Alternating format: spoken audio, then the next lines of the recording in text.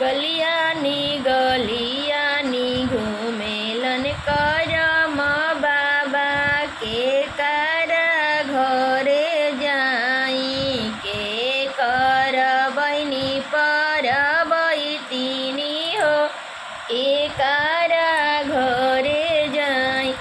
अपना महलिया में से बोलले कवन भैया हो हमारा घरे आई हमारा दीदिया पर बैतीनी हो हमारा घरे आई। गलियानी घुमले करम बाबा